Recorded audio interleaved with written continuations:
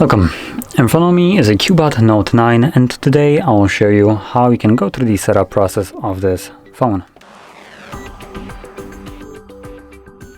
So to get started, once you boot it up for the first time, you should be presented with this screen right over here, where you get to select your desired language from the drop-down list. Now for me, it already selected correct one, so I'm just gonna tap on it again, and then select Start. Now on the next page we have the option to insert a SIM card, and now this is one of the options for you to connect to a mobile network, so you can insert either a SIM card or obviously connect to Wi-Fi.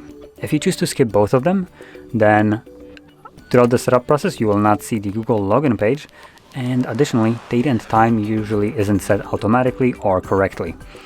And if you select to connect to either one of them, so if you insert a SIM card or instead of that just connect to Wi-Fi, then everything will be, well, obviously in opposite, so you will have the Google login page and date and time will be set automatically. So anyway, I'm gonna be skipping both of them. There is the setup offline. This will then bring up a window with the date and time because it's not set automatically, so you could fix it up if you want to, if you decided to skip both of them just as I did, or you can just ignore it like I will, because once you connect to some kind of network later on, it will automatically fix it up anyway. Now this will then bring us to the Google Play services, or just Google services.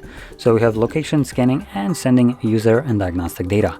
You can tap on this tiny little arrow to extend the explanation what this function does, and if you don't like it, just turn it off. From there, scroll all the way down, or just tap on the button twice. And this will then take us to the next page, which allows us to protect our phone, which by default it opts into a 4-digit PIN, but if you want to do it in some other way, you can just select screen lock options and have also pattern or password as a unlocking method. Now if you don't want to protect your phone at all, you can select skip.